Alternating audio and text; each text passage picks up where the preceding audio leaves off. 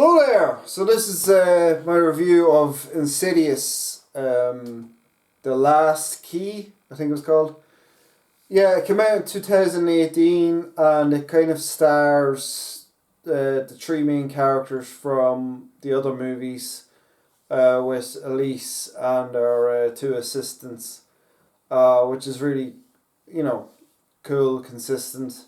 This is a sequel to Chapter 3, but it's still a prequel to the first two movies. This movie actually ends with Elise getting a phone call to go and help the family in the first film. So like that's not really. I mean that's not really a spoiler. I mean, when you're making a prequel, you kind of know well nothing's really going to happen to these characters. It's kind of like, well, what happens to the other character to like other characters? Does she help everybody? Does she, that kind of thing. Um. So the question is, um, why are you telling this story? Well, to make money, but no. It's to kind of expand the universe a wee bit more and kind of show. It kind of picks up somewhat after the chapter 3, and it kind of develops from there. Um,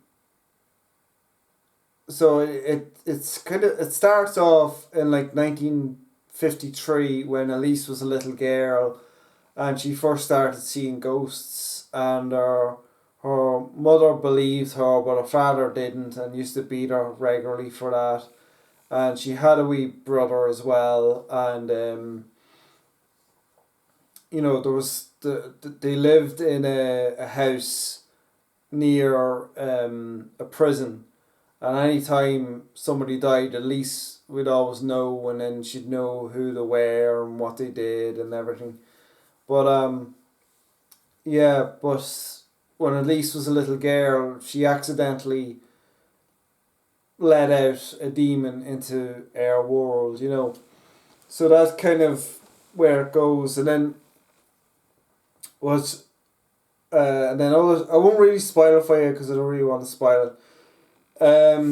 So that's kind of backstory, and then it comes to 2010 where she gets a phone call from somebody who's actually living in our house now, and he's like freaked out altogether because he doesn't know what's going on. He doesn't know who to call.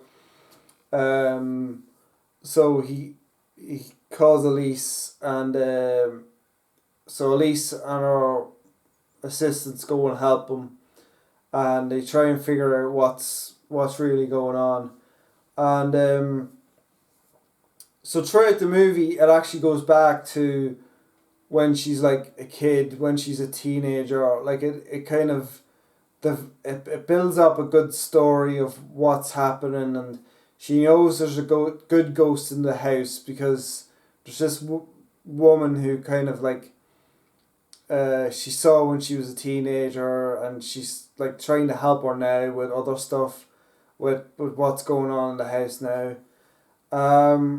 So the movie was well paced out. I'll just talk about the movie in general. The movie was well paced out, I felt. There was a couple of good jump scares. I laughed a couple of times because, I laugh at scary films, so I know when the jump scares are going to happen.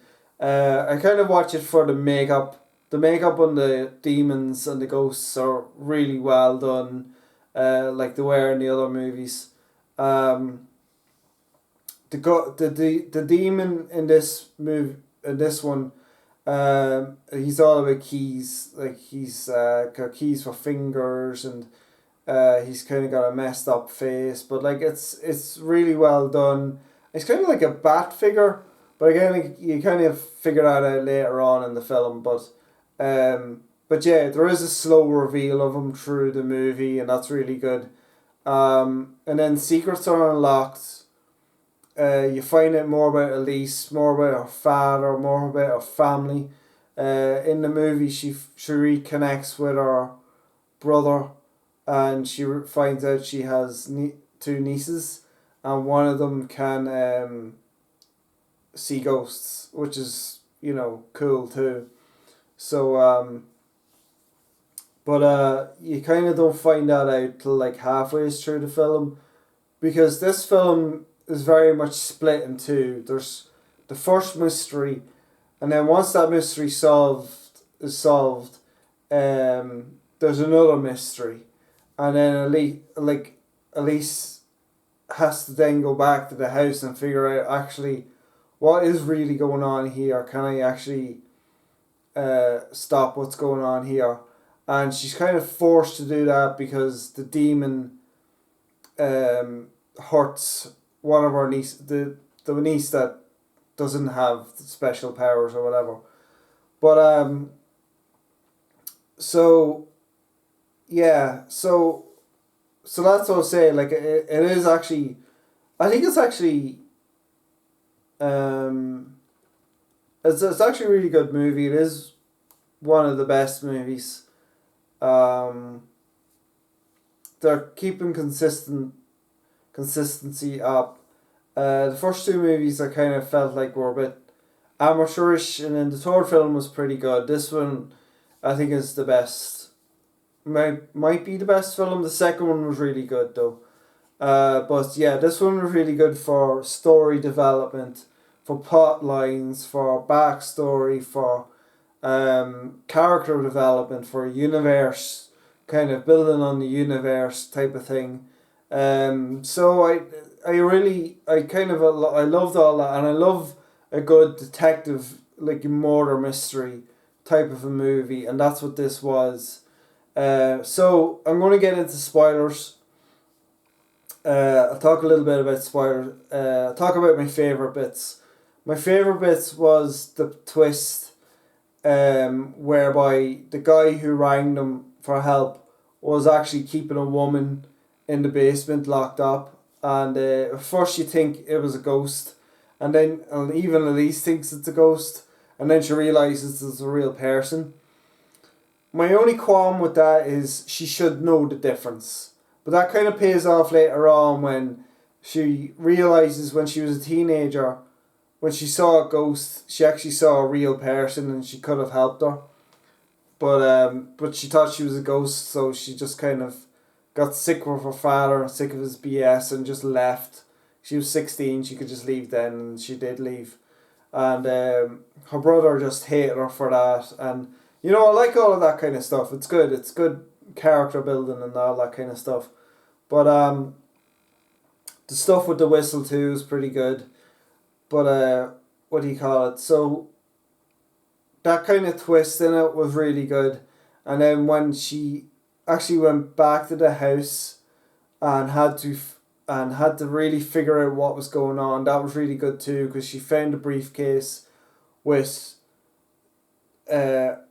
when she figured out that her father was keeping somebody down there too, she realised, it's actually, I realised that this is actually the demon that's doing this, making the guys do this. Like, it was apparent to me that, but Lise didn't figure that out until later on in the film, which is like annoying. And the movie annoys me too, because they always do, in the movies, like they've always done, she's at least is first afraid of ghosts, and then like I understand that in the third film, but then she's like afraid of ghosts again in this film, and she's afraid of the demon, and then all of a sudden she gets up her strength to fight back. It's just kind of like, but she kind of knew that, but then I suppose in the first and second movie she kind of was strong enough to.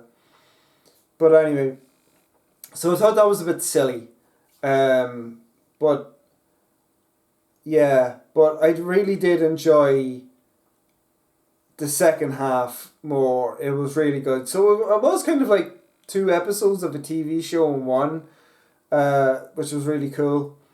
So I enjoyed that bit. I enjoyed where they actually went into the prison in the other world, and you got to see the other her father is living in purgatory, is living in kind of a hell, and you got to see other stuff going on, and yeah, so that was all really great. What do you call it? I like the guys in it with their gadgets, the assistants, and they kind of had their kind of romantic, creepy thing going on with the nieces, but it was kind of, but then it kind of worked out in the end. Um, yeah, so what kind of, yeah, the acting was really good. Enjoyed the niece coming in to help her, Elise, then, and that was all really cool. And then of course the mother coming, Lisa's mum coming back to save them. That was really good. But what I enjoyed the most was actually the makeup on the actual demons itself. That was really good, I thought. I don't know if there's much special effects in this film, but they were really good. Yeah, so that's what I'll say about the movie. I do recommend it. You can kind of, there is funny bits in it, like the assistants are funny as usual. I really did. I thought it was a pretty good film. It's only an hour 35 minutes long ish. You can fast forward through a bit of not the beginning, but like bit where like it comes back to 2010. You can kind of fast forward through it because it's kind of like, we know the setup by now. We know the, like, just get to the house already type of thing. So yeah, so like and subscribe. Look at my other reviews of these movies. There's only 4 of these movies. Check out the set list. Check out my other stuff. Check out my channel.